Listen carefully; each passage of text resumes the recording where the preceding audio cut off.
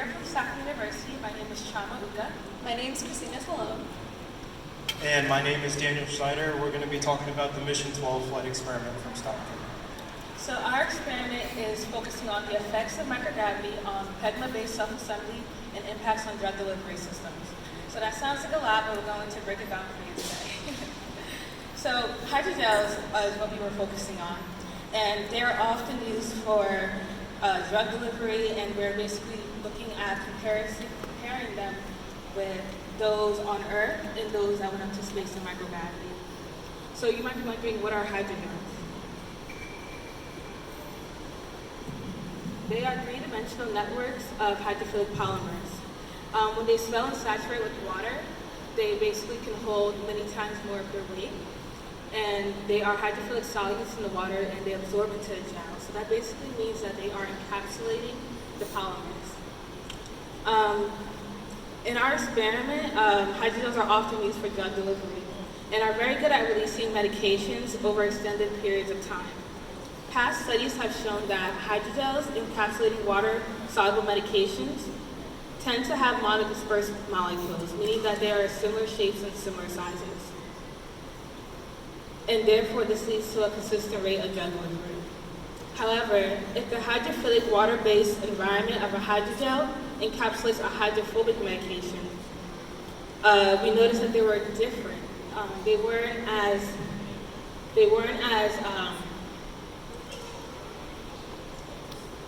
uniform as those that were hydrophilic. As you can see, when Earth's gravitational force is acting on the hydrophobic molecules at different points, they could be too big or too small. This could be a problem. For instance, if you're taking a medication, such as pain medication or a cancer medication, and you need to have a certain size coming into your body, a certain dosage, and you get too small of a dosage or too big, you might have symptoms that could be problematic for your body. We wanted to know that if we take away Earth's gravitational force, would that lead to only consistent rates of delivery? And would that be better for a superior mechanism for our bodies? So we used a type 3 FME, which allowed us to house 3 separate chemicals. So in our first, we had indigo dye and water. And the reason we used a dye instead of a drug, which this is what replaced it, it was because it was hydrophobic.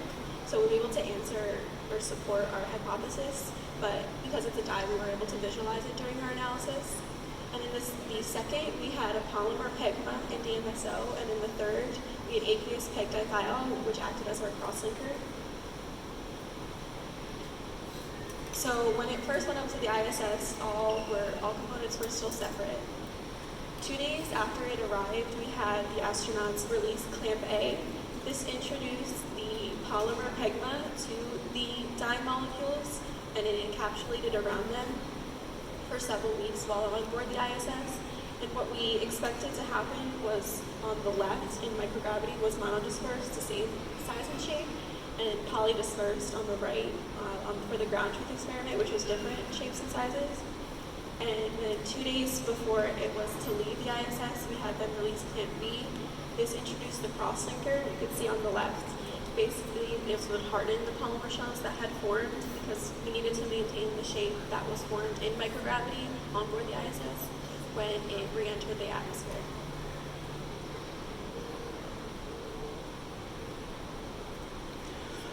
So for our analysis, ultimately we wanted to see how exactly these particles formed, how they looked both in shape and size. Indigo is fluorescent when it's encapsulated by dye in a hydrophobic environment. So indigo glows when it's encapsulated. We have 2 pictures here, the left being the flight experiment, the right being one of our ground truth experiments. The left is a little whitewashed, or greenwashed more like. But what we notice is we got very small spherical particles with our flight experiment compared to our ground truth, which tend to be irregular both shape and size. We also noticed in our flight experiment we got greater long-range order. If you can see, it takes up shape in long linear chains at 90-degree angles. Meanwhile, in our ground truth experiment, these particles tended to glob together in irregular fashions. Dynamic light scattering is a way that uses lasers to give us a size profile as to all of our particles in the sample. Polydispersity is a measurement of how different our particles are in shape and size. Anything less than 0.2 is considered monodispersed. That black graph in the middle ranges at around 750 nanometers and has a narrower distribution as compared to our ground truth samples, which had a greater variation in their size. And lastly, scanning electron microscopy is a very high resolution way of looking at our particles at the scale of literally electrons. In our flight experiment, we got nice spherical particles, all of similar shape and size. As compared to our ground truth experiment, we got a very ugly mess of polymer gel. So all in all, we noticed that under microgravity, our system showed a greater amount of long-range order, slightly lower polydispersity, and a narrower particle size distribution, which is indicative of our hypothesis, but it's not necessarily conclusive. We have to run more trials to make those assertions. We would like to thank our professor, Dr. Cohn, who couldn't be here today from Stockton University, as well as one of our other professors, Dr. Nucci at Rowan, who helped us with DLS and SEM, as well as the program at Stockton and across the country.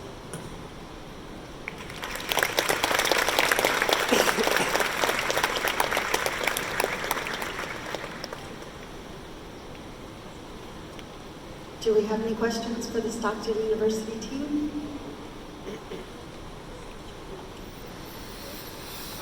Hi, my name is Jenna Winder, and I'm a teacher with Grantsburg School District in Ivor. And my question is, so the gel delivery would normally be on your skin, correct? The patch, is that? So hydrogels can take up many different forms. Some are patches, some can be implanted surgically, they can be injected. The nice thing about them is they're soft water-based gels.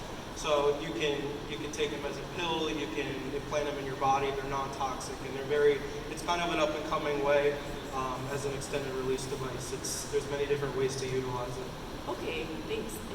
Do you think it would have any different findings if it was administered in a different way besides just being mixed with the medium you mixed it with? So for example, do you think it would react the same way if it was a skin patch?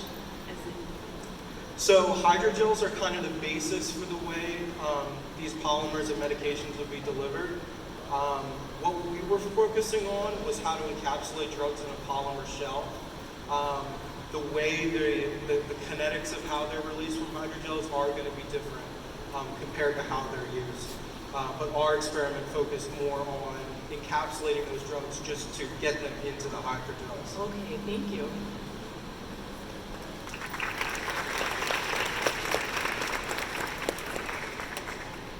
I just wanted to make a comment here. So this is Stockton University. This program is allowing students from grade 5 through undergraduate to participate.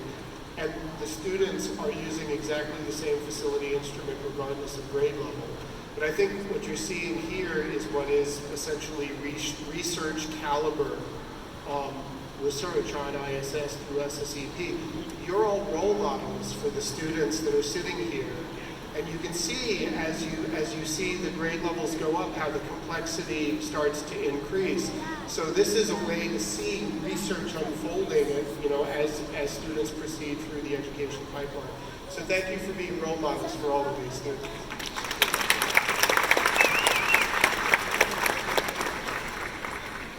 I'm Lokesh Kush. I'm a microgravity researcher from Pittsburgh, Pennsylvania, with the School of Pharmacy. So we're interested in drug delivery for sure. My question is, can you speak to your conclusions as far as how they might affect drug delivery? Would it release drugs faster, slower, not at all? Anything you can draw from your experiment? Okay, so what we notice is that when it comes to hydrophobic molecules, like when they encapsulate water-bearing molecules, the rates of delivery and the rates of release are different. And that's why we focused on this research, because we wanted it to be more consistent. So we put it in during microgravity, and our goal was to have only surface tension acting on it rather than Earth's gravitational force acting on it. And that would make it more uniform, and therefore, whatever that rate of the rate of release is, it is consistent for that dosage for human students.